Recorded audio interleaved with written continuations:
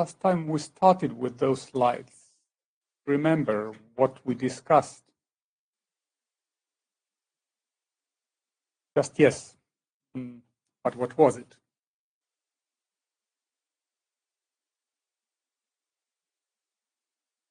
Yes, and where did we stop?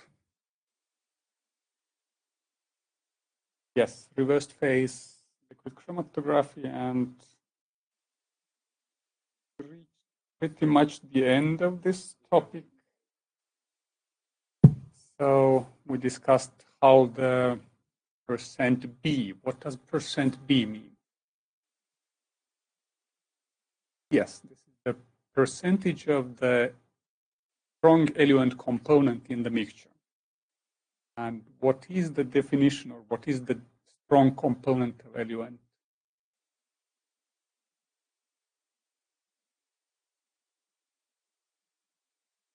Yeah, what does it mean, strong component of eluent?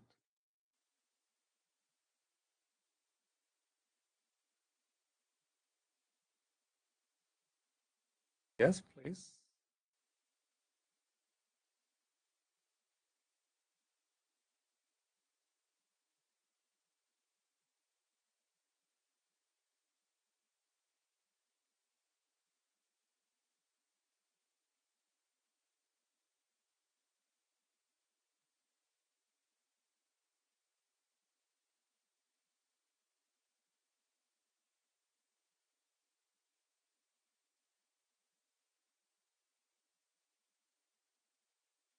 Earlier, yes. So indeed, the strong eluent component is the one increasing of percentage of which reduces the retention time. But the retention time will be shorter. And this particular example, the eluent is mixture of water and acetonitrile. So which of them is the strong one? Acetonitrile is the strong one. And %B means then the percentage of the acetonitrile. And we see that in the first example, percentage of acetonitrile is 40, then 45, 50, 55, 60. So nice series of chromatograms. And it's perhaps surprising, but finding this kind of series in literature is quite difficult. They're not published. Practically every time we start optimizing a method or developing a method, we generate a series like this, but they are not often published. It was one of those few that I could find. Okay, so this is about a bit of terminologies. This %B is very common in HPLC, especially in reversed phase chromatography, that we denote the percentage of the organic phase by just %B and not mentioning anything else. All right, let's go to the next type of reversed phase liquid chromatography. In fact, it's not very often separated, this type, because it's so common in reversed phase liquid chromatography that usually we don't just mention that this is now the ionization controlled reversed phase liquid chromatography. So this topic is joined with the previous one very often. But maybe it's useful to still have this subtitle here, and then so some compounds, analytes, may be ionized depending on the pH of the eluent. And here we have two example chromatograms where the analytes contain, some analytes contain ionizable groups and other analytes do not. contain ionizable groups.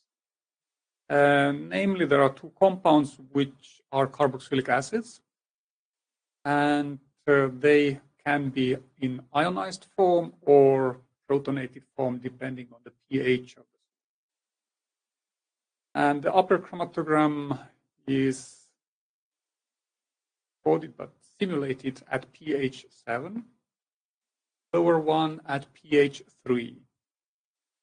And we see that quite some peaks are not affected. So, for example, this biggest peak or the major peak in the chromatogram remains the same regardless of pH. Also, those peaks, they remain the same, and one also at 9 minutes. But there are two that change their places.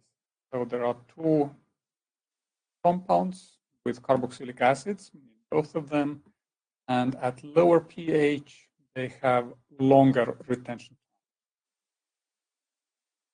So what is the idea here is that if those analytes are protonated, then they are not that polar anymore. And if the compound is less polar, then its retention time is longer in reversed phase with chromatography. So by changing the pH of eluent, we change in which form the compounds are, and therefore we can affect the retention time of those analytes. Straightforward, right? Have discussed this in our analytical chemistry course, right? Oh, boring. Let's continue. What happens is also quite straightforward. So carboxylate anion does not interact or does not partition into the stationary phase because of its high polarity. It's well kept in mobile phase. But if it's protonated, then it's less polar and it's pushed out from the mobile phase into the stationary phase, and stationary phase, then its retention time is longer. And shown graphically, then see that at low pH, the retention time, or retention factor here, factor is high, and if the pH of mobile phase is higher than the pKa value of the compound, then the retention time or the retention factor is smaller.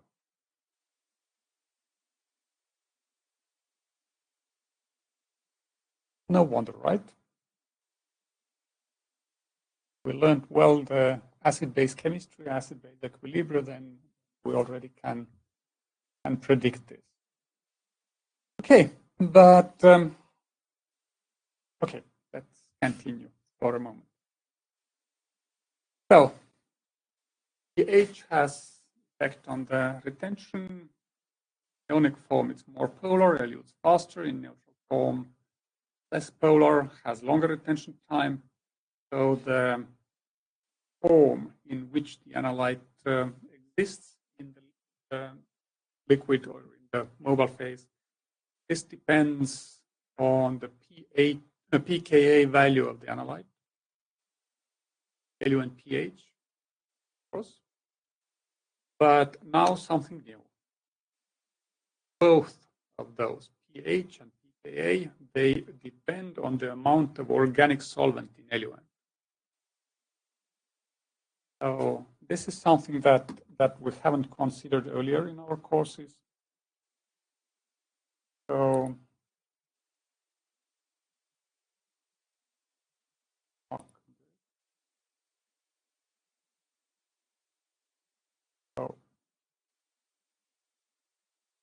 this is important now for the sake of next slide. So let's see an example.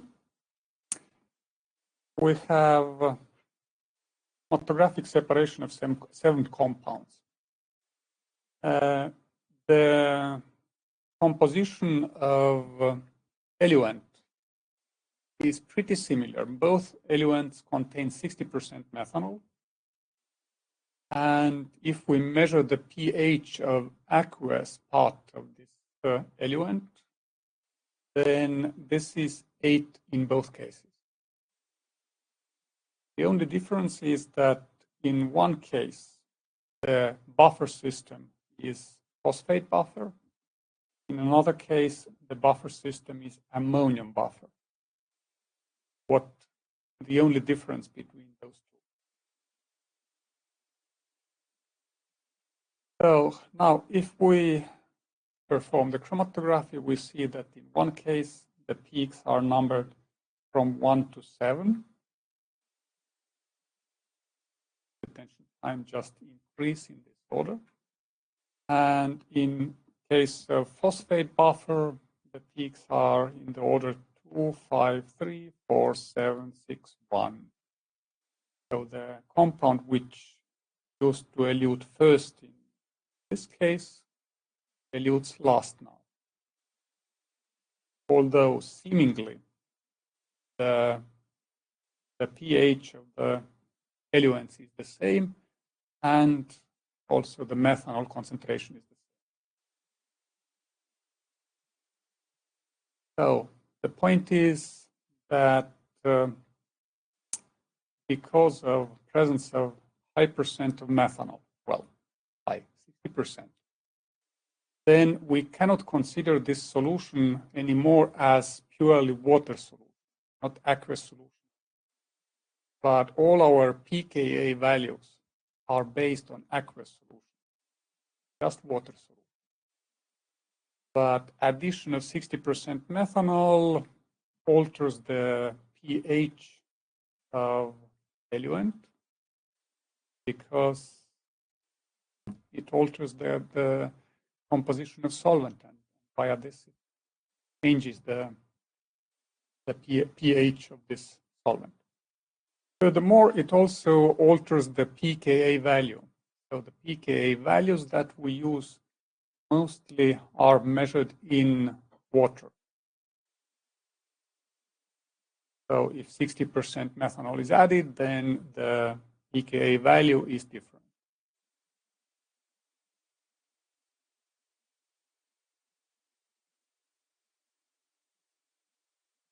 Interesting, right?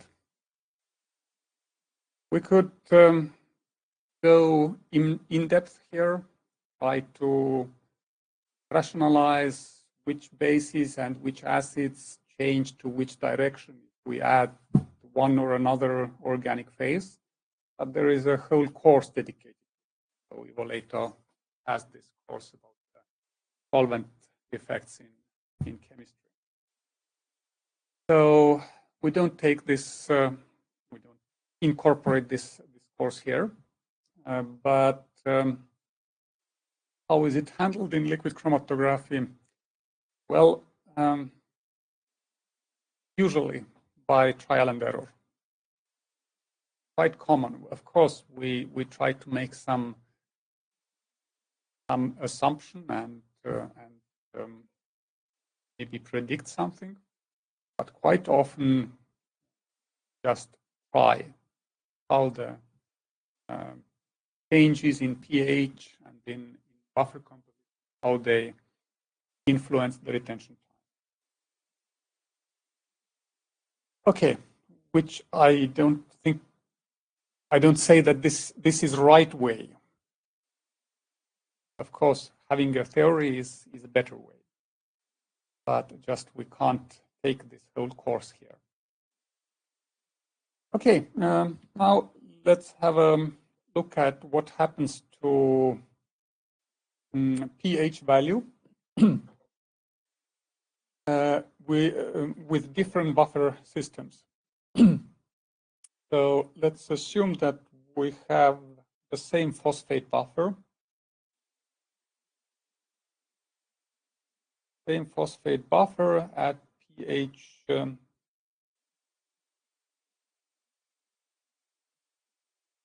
value.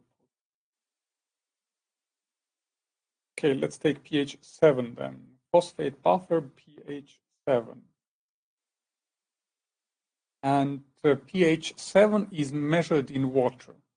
So we prepare the phosphate buffer so that its pH in water is 7. Now we add 60% of methanol. And what will be the pH now? It will be quite a bit different, 1.74 units. So which way the pH in solvent will be 1.74 units higher than pH in water. Difference is 1.74 units. Now in ammonia buffer, the difference is minus 0.5 almost. So altogether, it adds up to difference about 2 pH units. Significant difference. So this is something that we could assume in the previous slide, that the pH difference in both cases was approximately 2 units. And this can cause significant changes in retention times of ionizable analytes.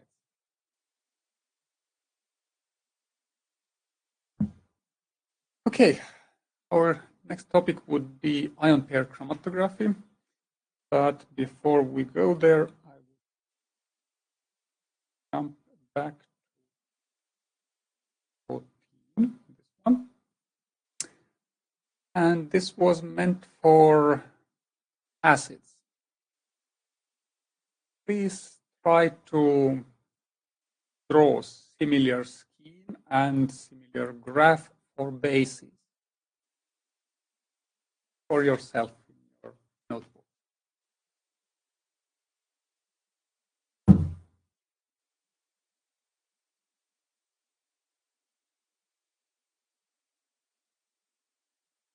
Online participants, I'm checking you too. Looking to the camera and see you drawing scheme, right?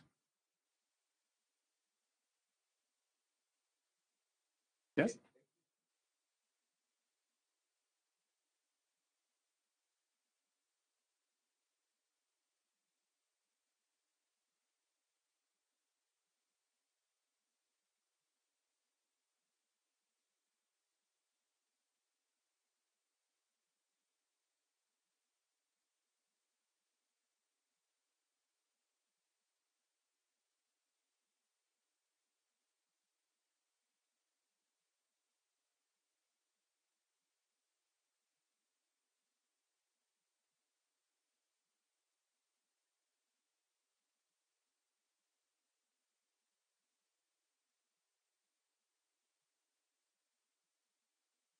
Analysis. Yes, but let's stick to simple case when we have ideal first phase, stationary phase, one base in the eluent, like this.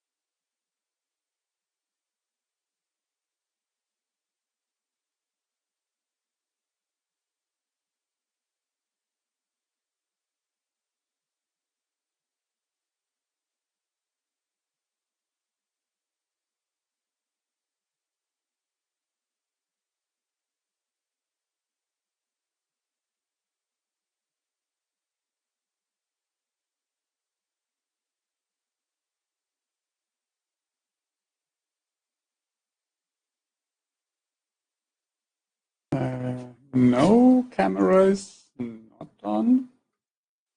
I can switch it on, but there's nothing new to see.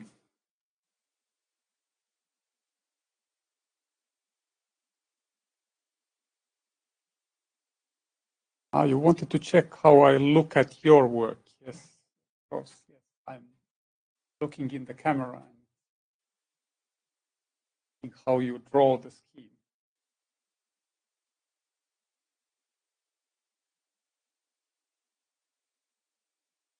Okay, are you done?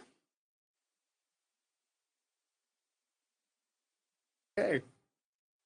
Anybody share the drawing with us?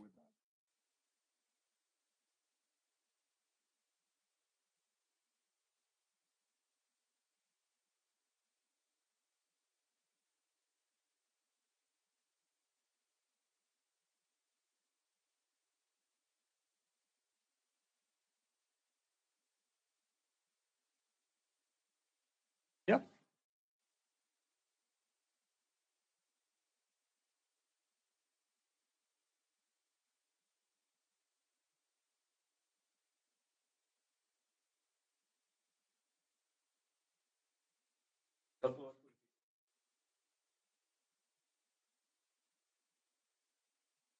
But something like this, that we see the dynamics.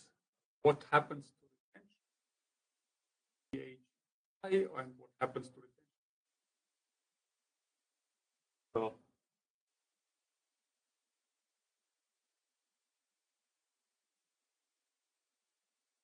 so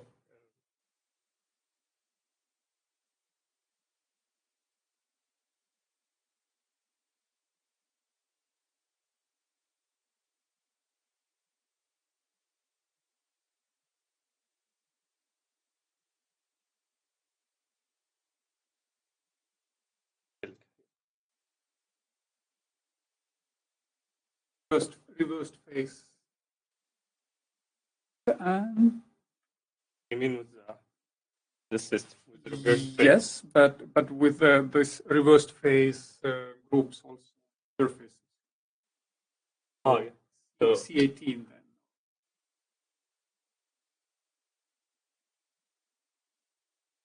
that's if like pH makes our output. If we start like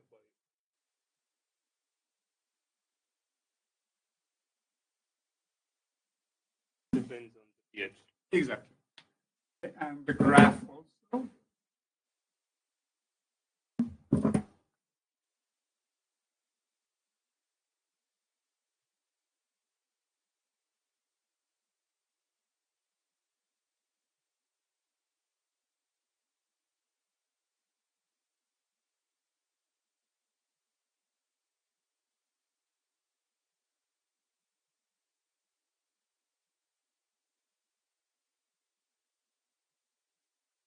The case the Retention index or retention factor or retention time. If it,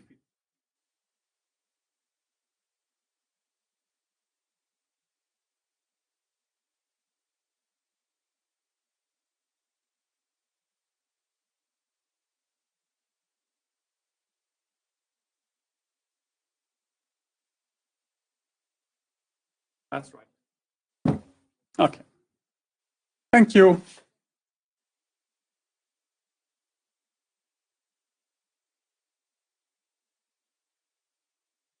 Any discussion on this? Problems?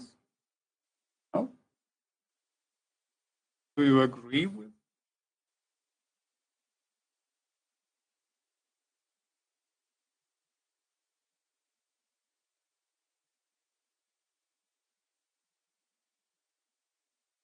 Wanted to see this, so reversed phase, stationary phase,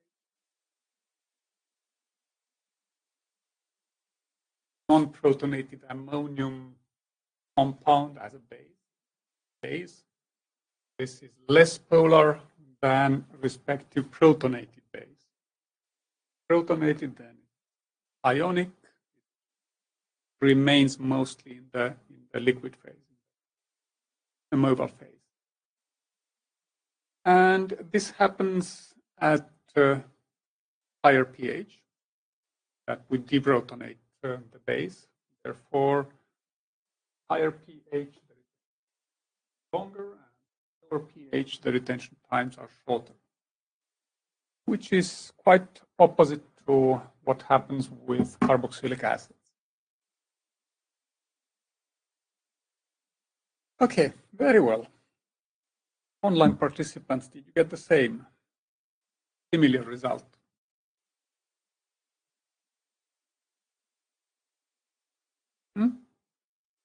Very good. Okay, but then let's continue. And our next topic is about ion pair chromatography.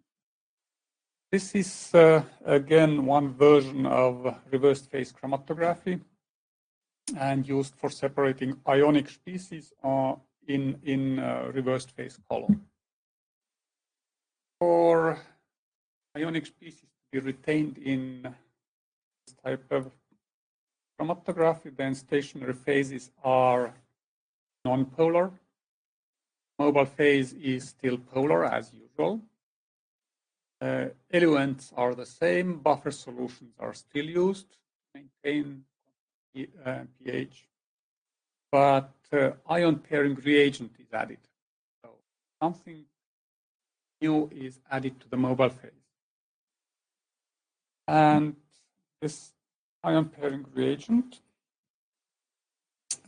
is a molecule consisting usually of long hydrophobic tail, which interacts with stationary phase, and ionic head, which interacts with ionic analyte.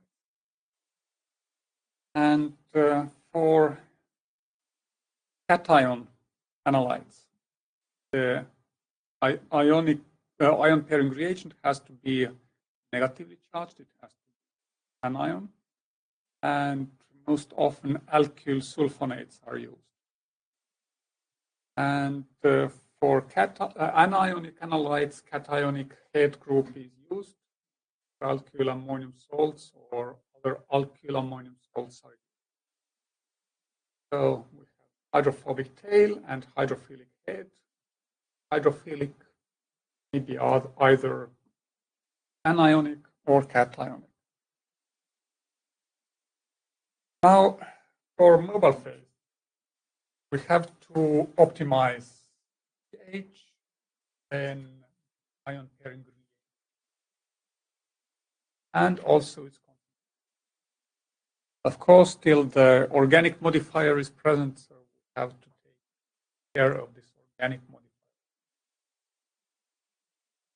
If gradient elution is used, then both components of the eluent have to contain the ion pair reagent. Okay, but now let's check out the mechanism of separating of anions, ionic analytes in this kind of system. So we still have silica particles, C18 or C8 attached to stationary phase, and tetrabutyl ammonium as ion pairing reagent. The analyte in this case is carboxylic acid, and carboxylic acid in anionic form can interact with ammonium groups. So just positive, negative charge are attracted. So interaction is stronger with anions. If the analyte is protonated lower, then it becomes neutral. The neutral molecule does not interact that strongly with stationary phase anymore, and therefore has lower retention. And now the similar graph for dependence of retention time on pH. quite different from what we had previously for acids. Now, at low pH range, the tension is low, and at high pH, longer.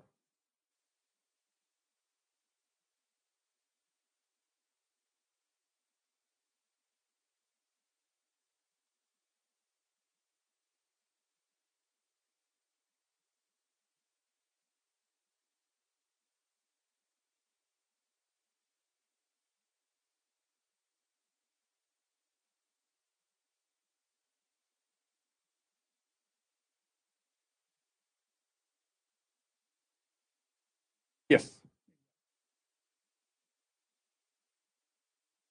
And all thanks to this addition of ion pairing reagent, which reverses, in a way, it reverses the polarity of stationary. Yes?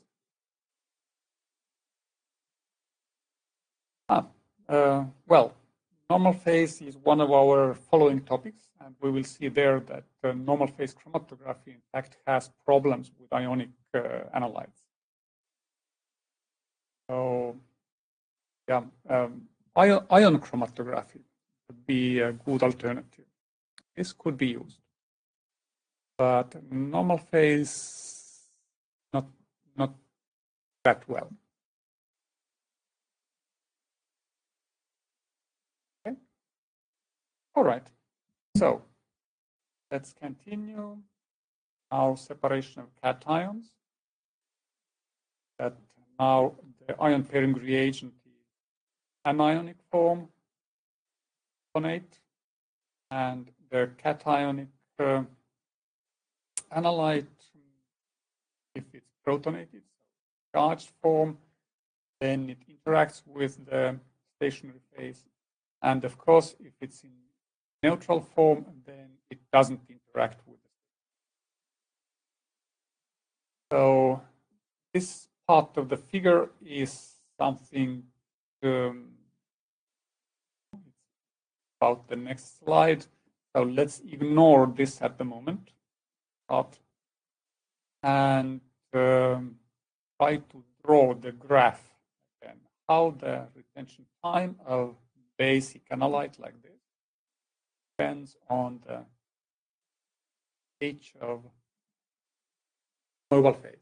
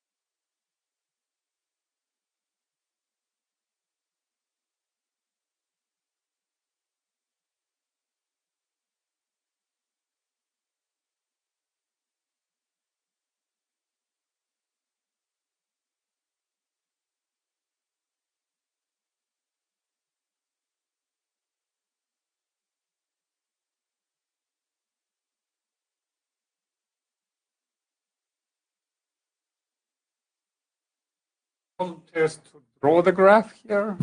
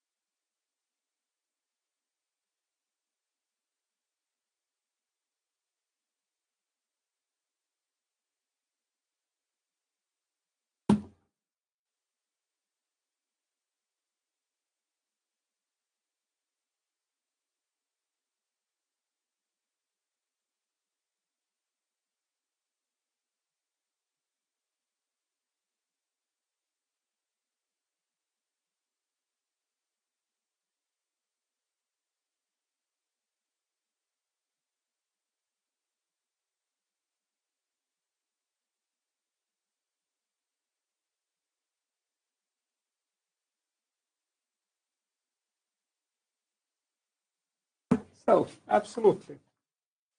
If the pH is low, meaning acidic, then the base will be protonated. If it's protonated, then it's cation. If it's cation, then it interacts with this anionic ion pairing reagent in the stationary phase. So the retention factor is high. At high pH, protonated cannot interact that well with the ion pairing. Time will be. So, absolutely correct. Now, let's now consider this part here. Those ion pairing reagents may also dissociate from the, or partition from the to mobile phase. And in the mobile phase, it may form ion pair with the analyte. So that this may happen in the mobile phase. Then we create neutral species mobile phase, which can dilute relatively fast.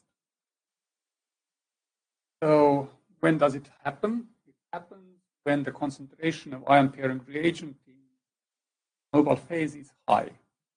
So if there is high concentration of ion pairing reagent in the mobile phase, then the retention time starts to decrease. Part of the analyte in its ionic form, already forming ion pair in the mobile phase, fast.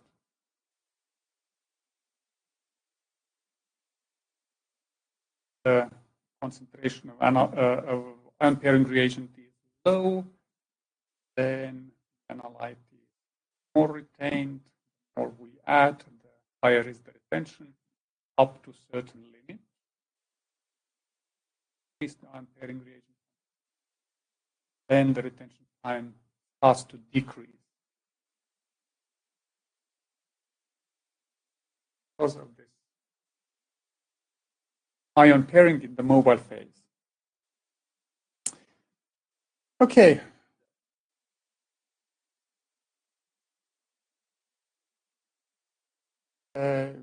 Problems, just that if our aim was to increase the retention, then if we have too high concentration of ion pairing reagent, then the retention time starts to decrease. So, yeah, it just makes the optimization difficult. That we don't have the situation add a lot, then the retention time is long. You must optimize it, then the retention time is long. Yes, it adds some complexity or difficulty. Yes, yes. Exactly. Yes. Can happen for both anionic, cationic ion pairing reagents, shown just for one. Could you please bring the microphone closer because the sound is not stable? Huh? Okay. Let's try.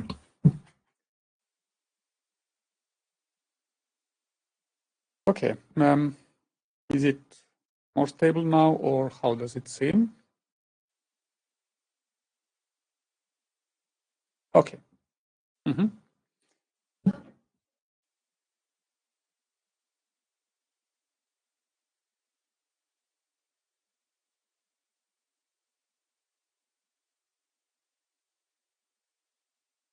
Is maximum. Yes.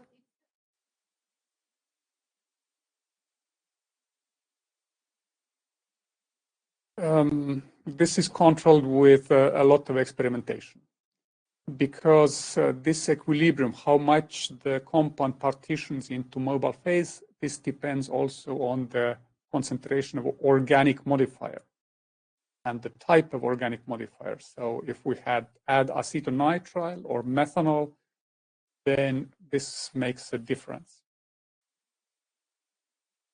And as you see from now this slide, then even the type of this ion pairing reagent makes a difference. So if the hydrophobic tail is longer, then it partitions into the stationary phase more strongly. So the concentration of ion pairing reagent required to reach the maximum is lower. And if the tail is shorter, then it takes quite a lot of compound until it reaches more or less the maximum. So the length of hydrophobic tail is the difference in this image.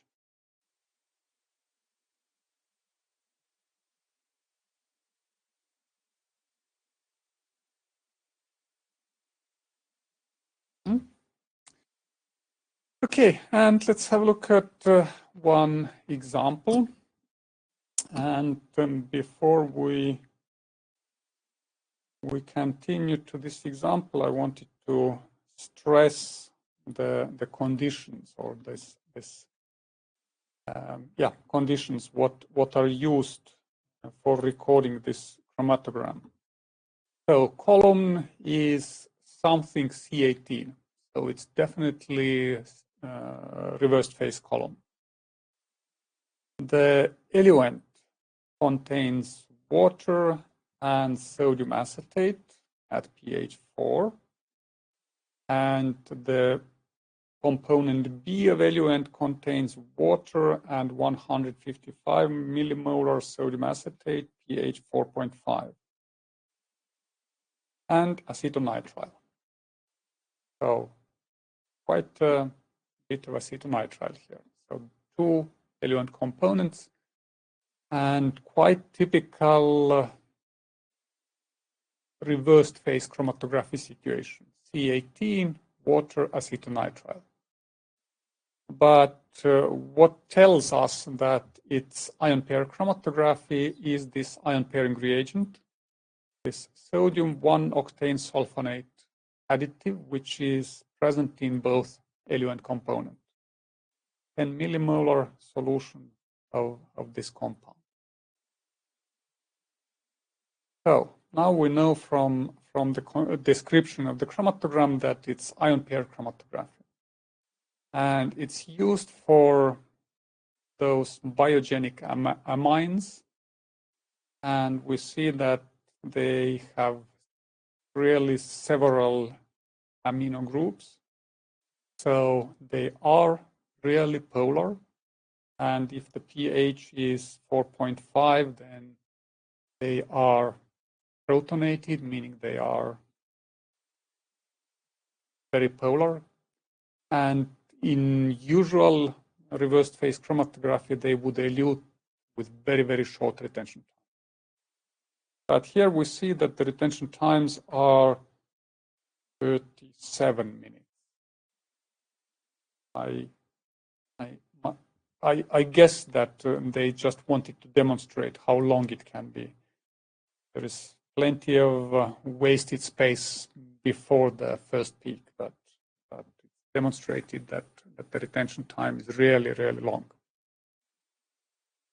And yeah, we see that those very polar compounds have long retention times and are separated from each other, which is the most important thing and the aim of this work.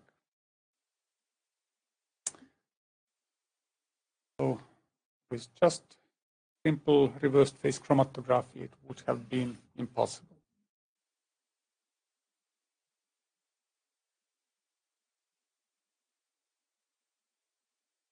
Okay, next topic is normal phase chromatography.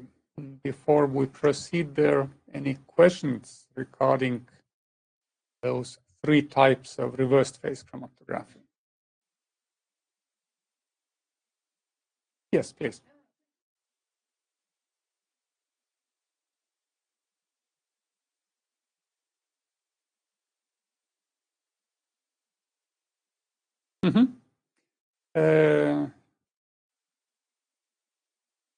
Yes. Okay, I'm not sure if the question was heard online, so I repeat that the question was about slide number 21, where it says that in case of gradient elution, the ion pairing reagent concentration in both compounds of the gradient must be the same. And in fact, this is illustrated by this slide. We see that here gradient elution is used.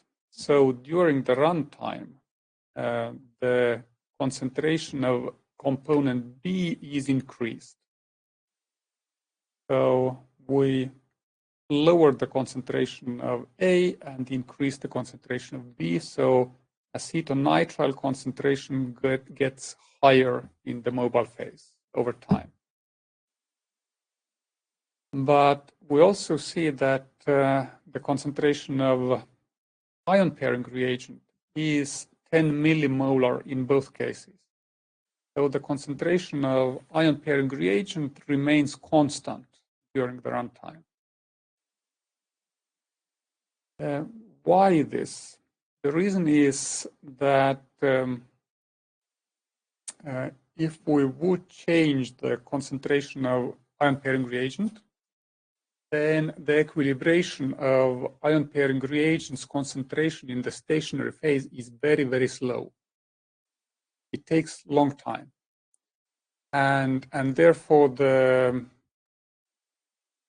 process would not be easily reproduced.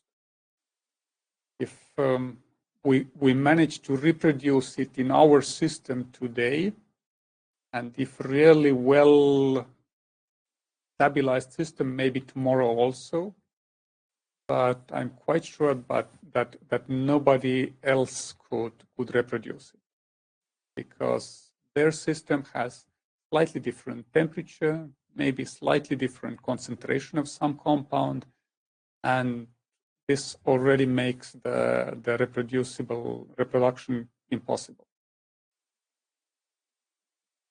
So this is the place, and this is the reason for keeping it constant.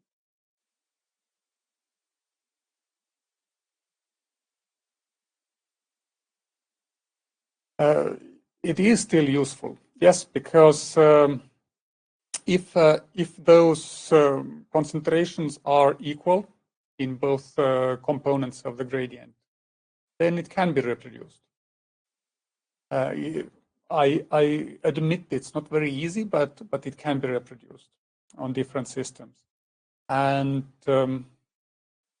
if we need to separate those compounds, then there are not so many ways how we can do it.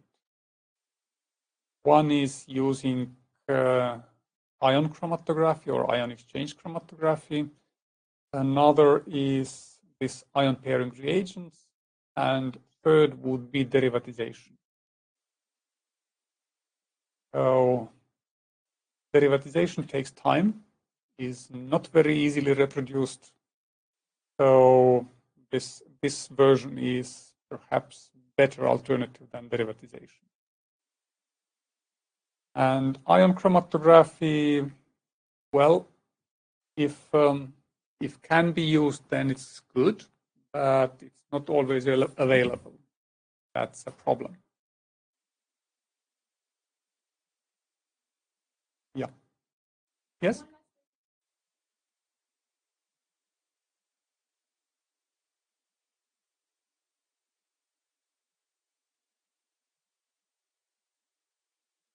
Mm-hmm.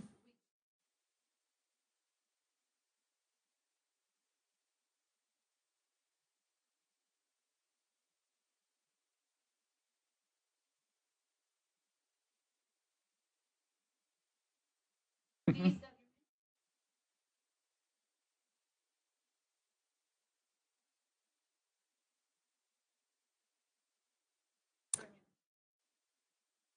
I would say we try to avoid this. It would be quite just simply waste of this ion pairing reagent. So definitely somebody somewhere has tried to make good use of it, but in general, avoid.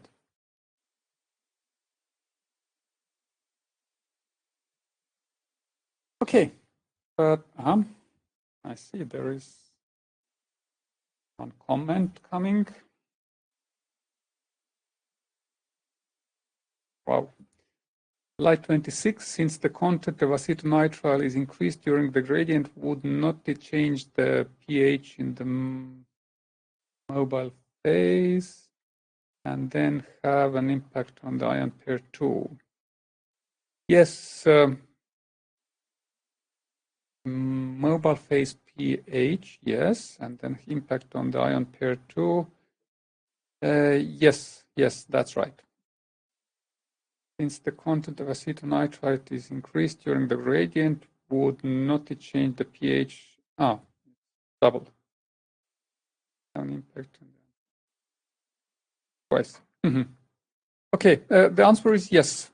That definitely the change in concentration of organic phase or organic component would change also the pKa value of some weak acids and weak bases, and complicates the situation for sure. Indeed. So yes, downside of using ion pairing reagent is that there is one more factor to optimize. So there are even without this, there are too many in liquid chromatography.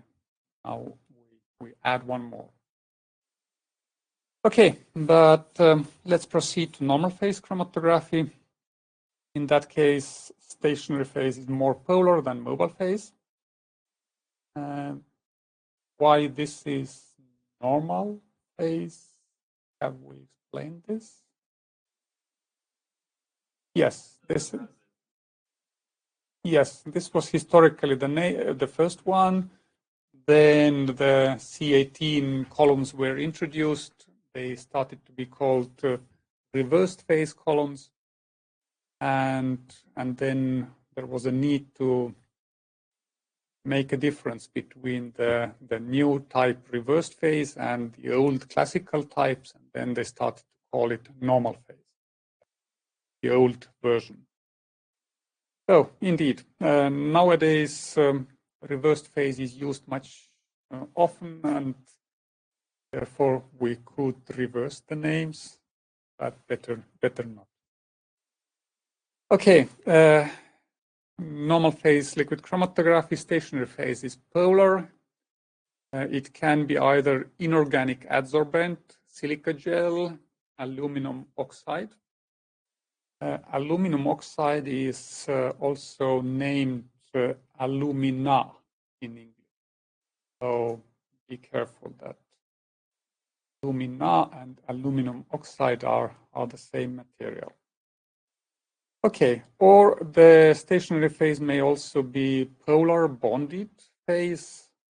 So it may be bonded on silica gel, for example, and it can be then cyano or diol or amino phase. So, for example, this cyano group, this may be also used in reversed phase chromatography and both in normal phase chromatography. Okay, so we focus on normal phase chromatography, so stationary phase is polar and mobile phase is non-polar. Usually mixtures of organic solvents, non-aqueous solvents, and most common ones, hexane, ethyl acetate, PHF, chloroform are used. And now this allotropic series are used to indicate the strength of solvents. So methanol in this scale, out of those shown in the table, is the strongest, and pentane is taken as 0. Okay, and analytes are neutral compounds. If ionic, then they are problematic. First problem arises with solubility. Ionic compounds usually do not dissolve in those low polarity solvents. Second one is that they tend to remain in the stationary phase for so long that we can't elute them. So rather than we avoid ionic compounds there. Retention in normal phase chromatography is usually described as adsorption process. So usually we don't describe it as partitioning, but as adsorption. So stationary phase is covered with solvent molecules, and analyte can displace some of those solvent molecules. They'll take its place, and after some time it's again displaced by solvent molecules and forced back to the mobile phase. Interactions now are reversed compared to what we had in reversed phase chromatography. Analyte and mobile phase have weak interaction, and mobile phase also weak interaction. Non-polar solvent molecules do not interact with each other. Analyte with stationary phase interacts strongly, and mobile phase interacts with stationary phase, let's say, moderately or strongly, or depending on exact mobile phase molecule. And again, this conversion of this file into PDF has lost some clouds, but this gives us a chance to draw those clouds or circles here. So please tell me, where do I draw the cloud for stationary phase? Is it polar or non-polar? Polar stationary phase. Okay, that's correct. Then for eluent, is eluent polar or non-polar? Polar side. And what about analytes?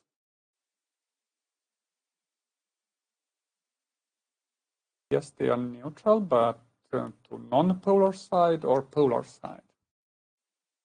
Non-polar side, yes. Not ionic, yeah. So polar analytes would interact strongly, and the retention would be very long, retention times. Polar eluents would displace the analyte from the stationary phase, and then there would be almost no retention. So the eluent has to be non-polar. And well, for the definition of normal phase chromatography, then stationary phase has to be polar. One example of compounds retention in normal phase chromatography, and this is a subset of those compounds that we had in the example when describing the reverse phase chromatography. If you compare those chromatograms, then the order of peaks is reversed. So we see that most non-polar molecule has the shortest retention time, and the most polar compound with nitro groups has the longest retention time. Adsorption silica gel. For normal phase chromatography, there are quite limited number of applications, And usually when the reversed phase chromatography doesn't give the required separation, and positional isomers can be separated using reversed phase chromatography chiral enantiomers, some cases. Then separation of very hydrophobic analytes. Well, if analytes are very hydrophobic, then the problem may be already in dissolving the compounds. So they dissolve better in normal phase eluents, and therefore this is the way to try at least. So some cases the choice is quite simple because just the compound does not dissolve in other solvent. Okay, that's it. Those were the examples of liquid chromatography types. Now we have a second set of slides in this series.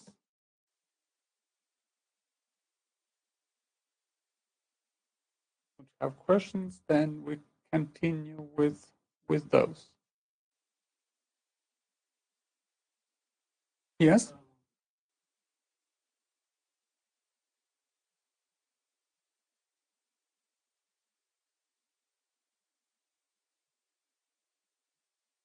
Mm-hmm.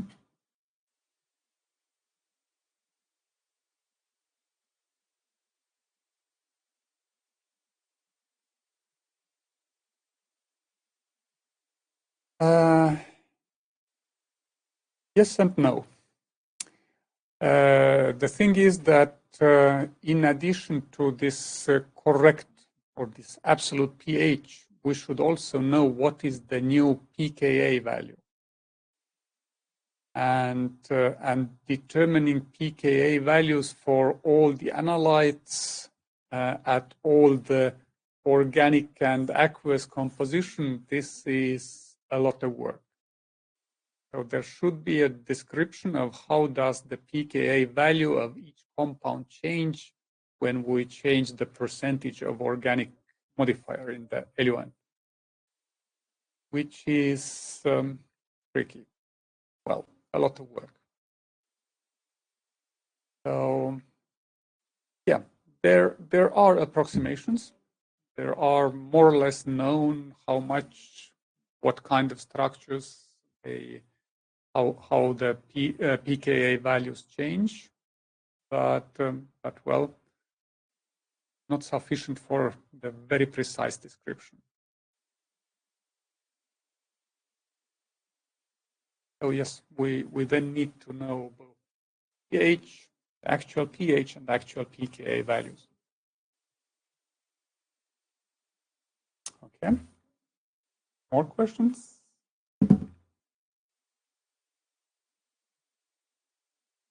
I don't see any. So then let's have another set of types of liquid chromatography. Hydrophilic interaction, ion exchange, size exclusion, chiral operations. So let's check those also. The same scheme for choosing the chromatography type, and we see that if the analyte has low molecular mass, then if it's organic soluble and only in PHF, then it's gel permeation chromatography. Water soluble and ionic, then it's maybe helic, hydrophilic interaction liquid chromatography, or maybe ion exchange chromatography. For large molecules, gel permeation and gel filtration chromatographies are used, which both are subtypes of size exclusion chromatography.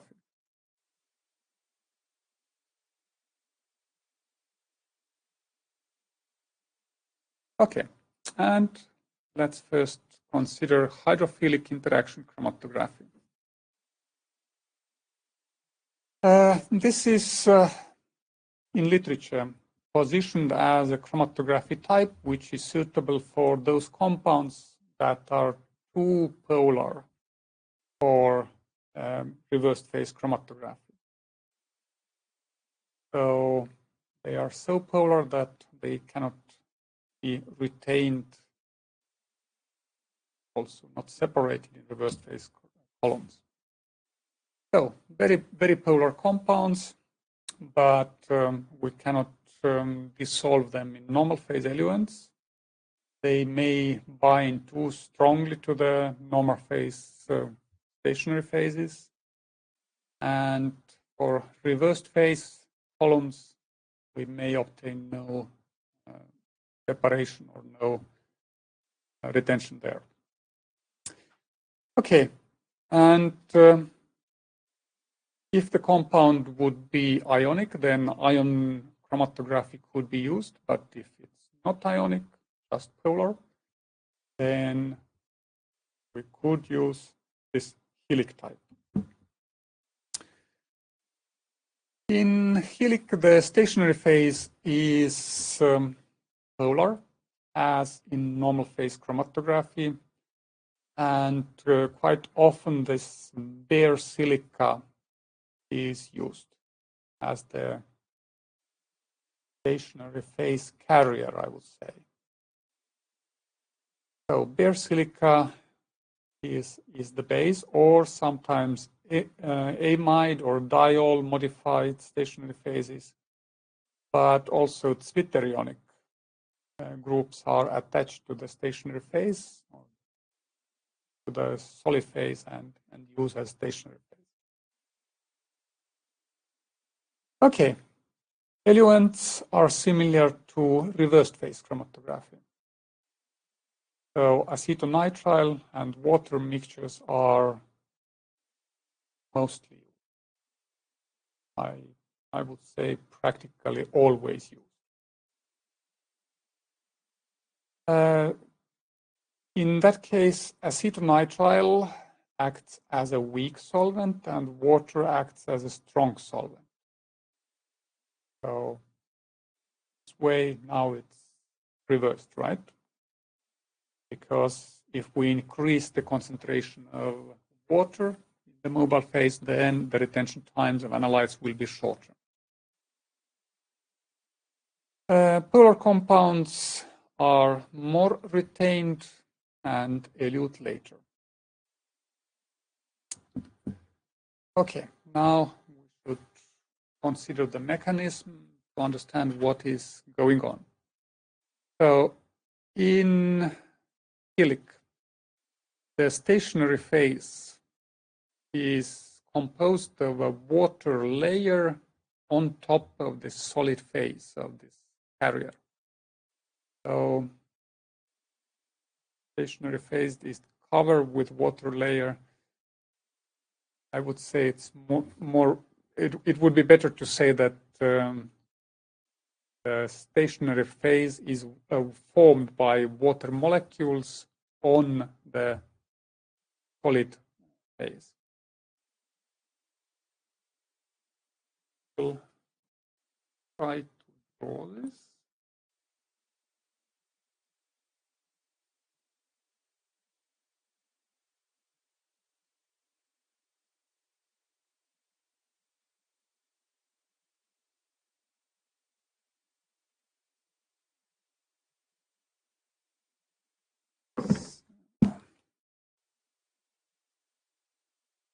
Have a silica particle, all its hydroxyl groups and polar surface.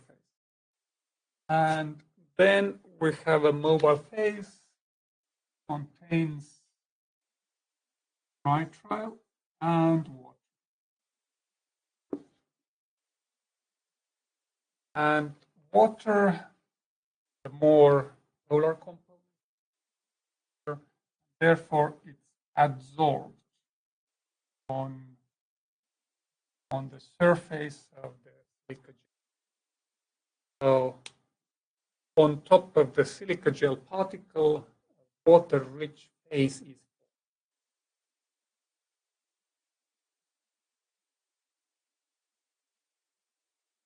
Now, the analyte.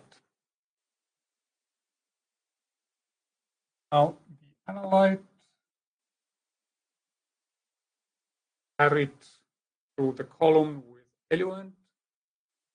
If it's more polar or very polar, then it partitions water layer and then go back to that. Just that now the water layer stationary. Water is and they interact with very polar molecules. Very polar molecules partition water phase back to the mobile phase.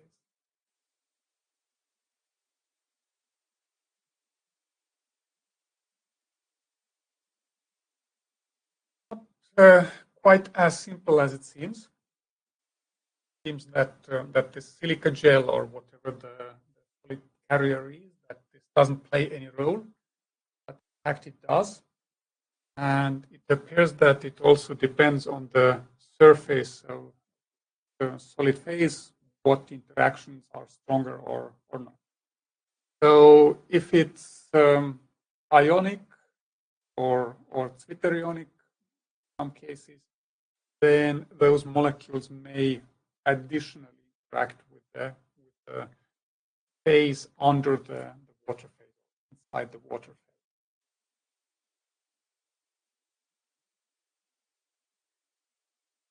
Ion-ion interactions are still possible.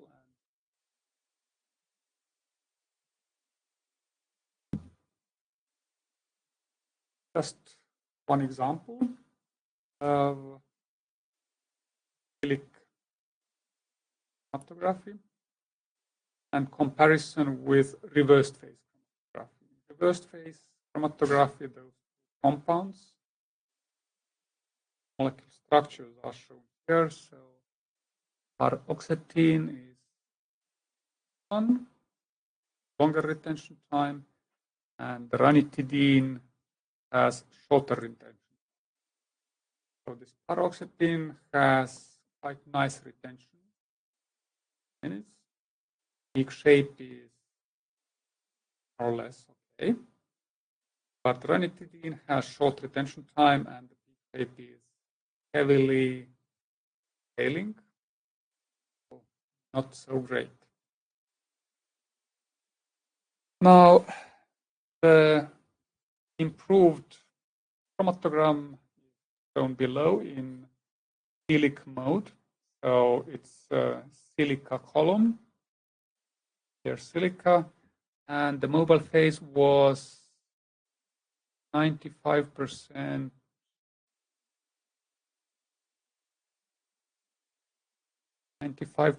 acetonitrile to 50% acetonitrile. Yes, gradient fusion. Yes, now I see the A and B are shown here. So B was acetonitrile, 95% acetonitrile, and 5% of water. Yeah, okay.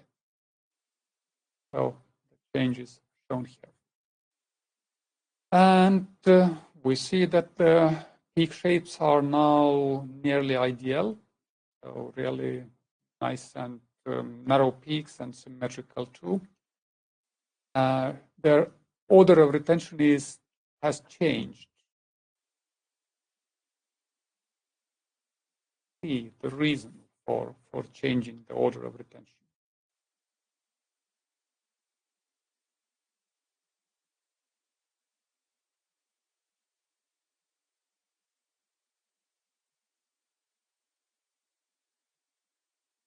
Yes?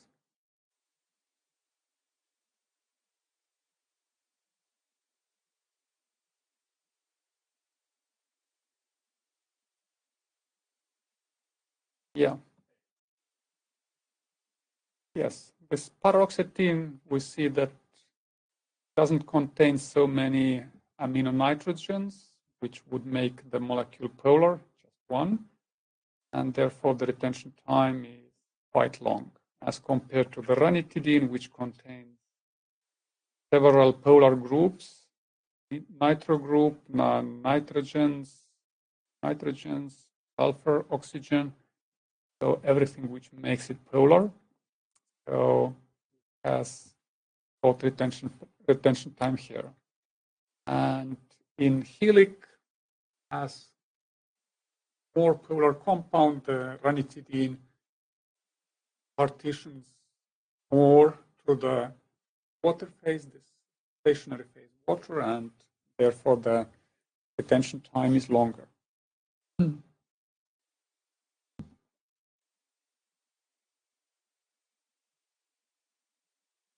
Helic has several advantages. Retains analytes which are too polar for reverse phase chromatography, dissolves compounds which might not be soluble in normal phase eluents. Now, a high percentage of acetonitrile. We saw that in this example, the acetonitrile percentage was nearly 95, and the concentration of water was relatively low. The minimum was 50%. And this is very well in line with requirements of mass spectrometry. So electrospray ionization mass spectrometry works very well if the organic concentration of mobile phase is high. So this 95 to 50% is practically ideal range.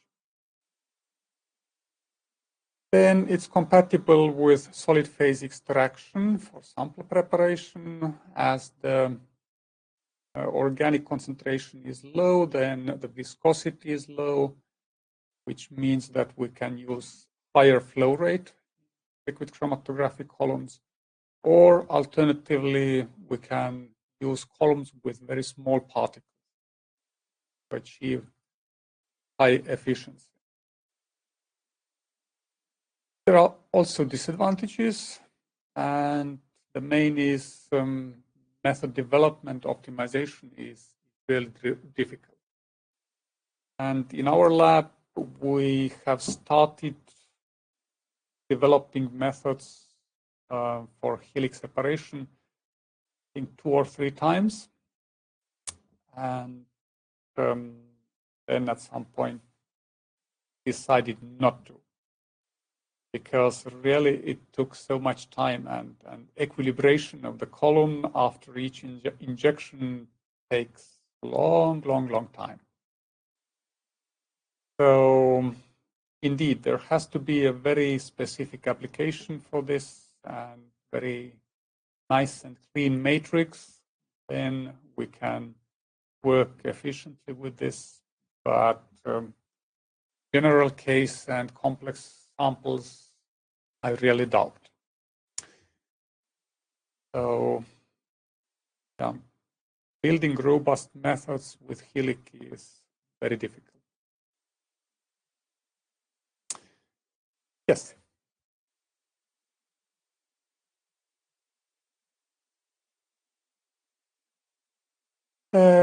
Exactly, for very polar molecules. So if the molecules are, I would say those biogenic amines that we saw when we discussed this ion pair chromatography. So yes, it has been used. Helic has been used for this also. But then the sample preparation should be really good to eliminate everything unnecessary, so that we don't have to deal with washing the column and to get rid of all those matrix components.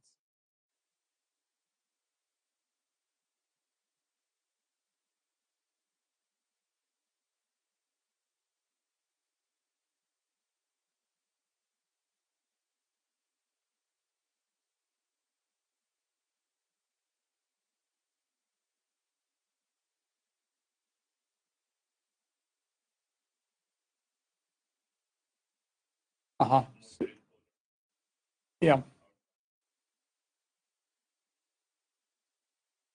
Yeah, you mean that they would be eluted in the beginning of the chromatography? Yeah, that's right. Yes. So yeah, they would be eluted there, and to get rid of those ionic and very polar compounds, then we have to wash the column anyway after the end also. So if very polar compounds are present, then the column has to be flushed with eluent after the injection, after analyzing the sample. And this takes time. And if gradient is used, then equilibrating the beginning of gradient conditions takes a long, long time.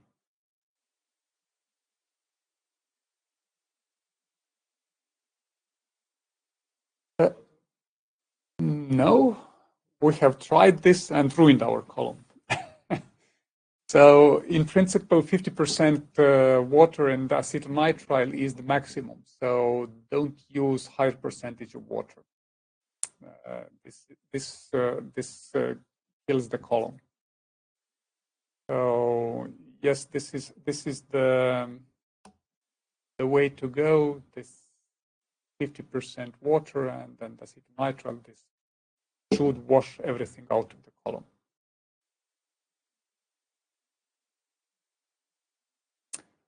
With normal phase chromatography columns, water is usually avoided completely. So no water at all in normal phase chromatography. So in normal phase chromatography, already methanol is very polar. This is used as the very, very polar component.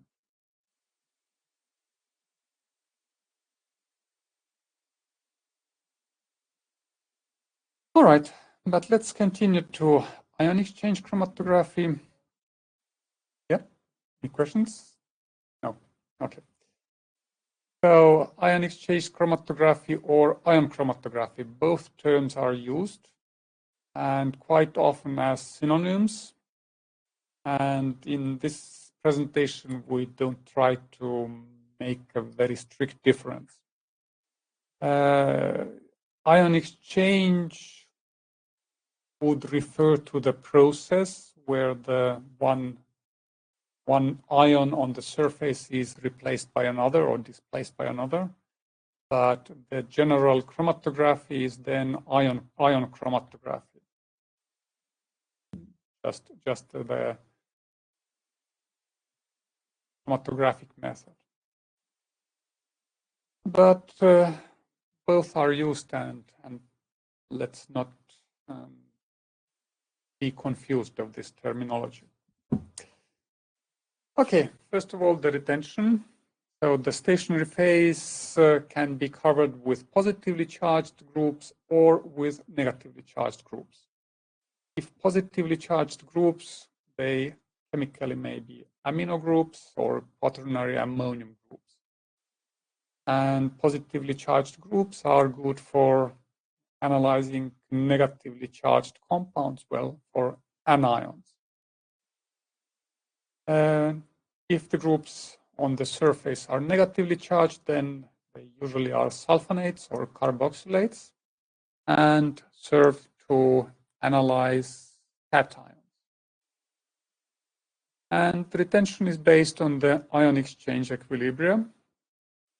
So if we have the ion exchange resin, so resin itself is negatively charged, and the resin at the beginning of our process has potassium ion attached to this negative side.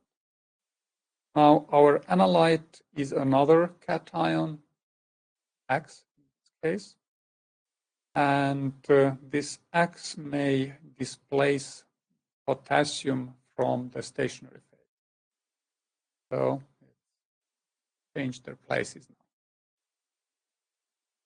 now. Similar equilibrium is possible with anions. Now the counter ion for the resin is chloride, and similar equilibrium is possible. Now, in those examples, potassium, first case, and chloride in the second case, they act as counterion, and the higher is the concentration of potassium, the lower is the retention of X, and also for chloride, similarly, the higher the concentration, the lower is the retention for the analyte X.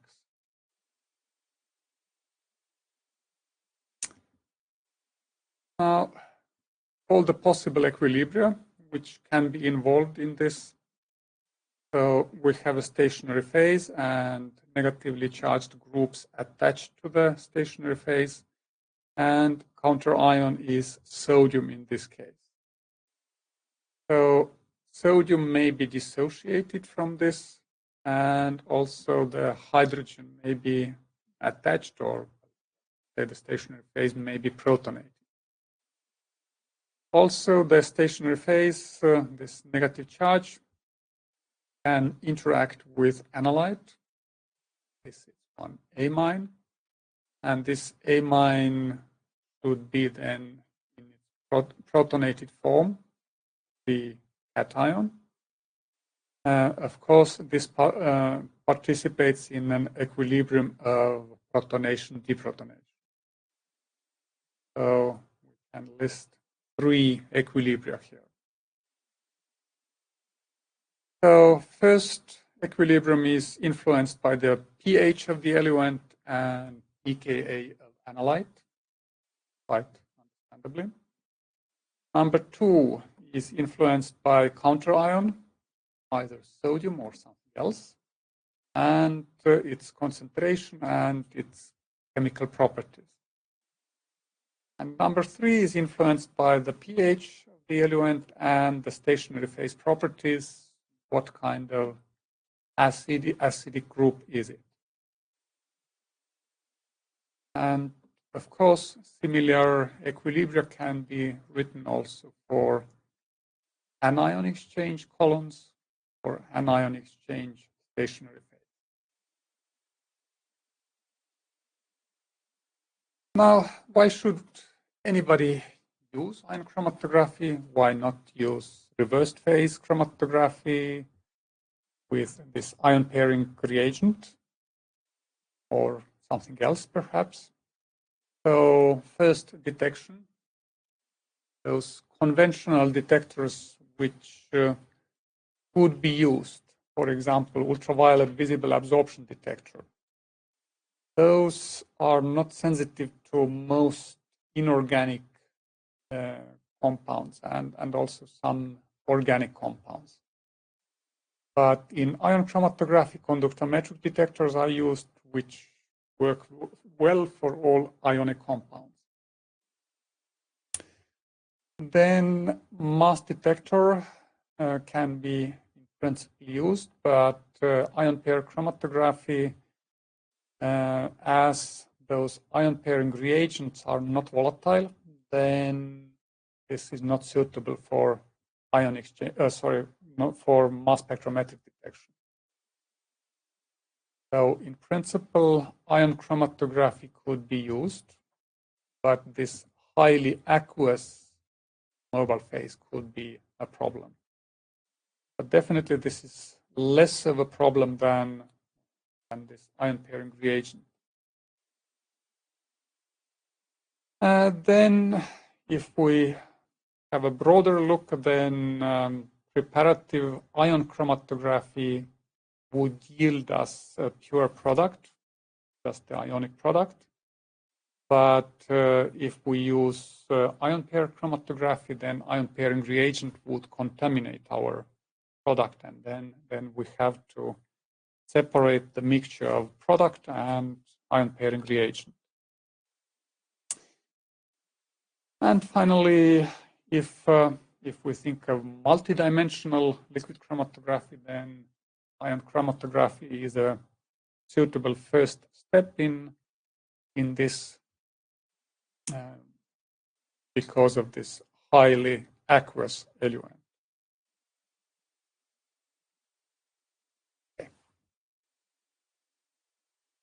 questions?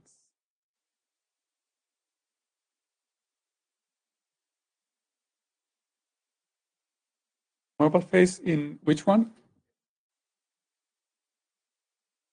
In ion chromatography.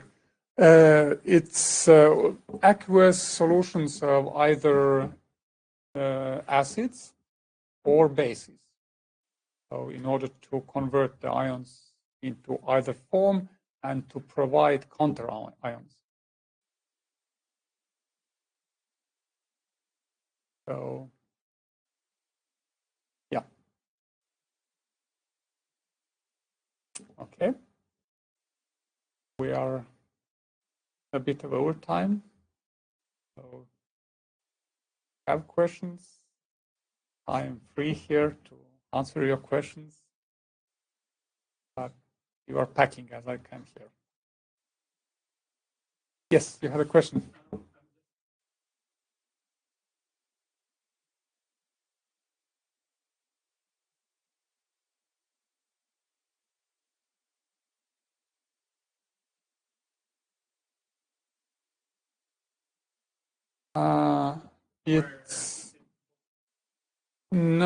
It's ion-ion interactions. It's not adsorption nor partition. Stationary phase. You mean this solid stationary phase? No. Yeah, it's the chain to the charged group is a bit longer. I think it's yes on the next slide.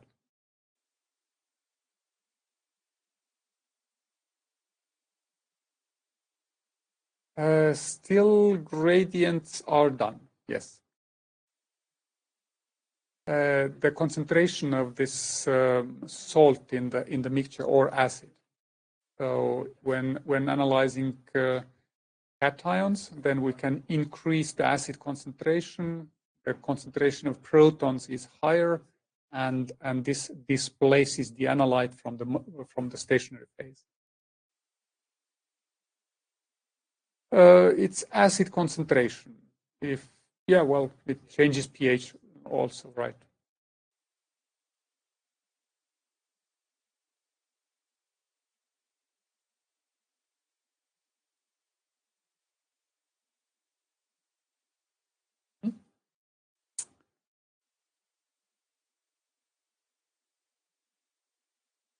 Let's see any further questions.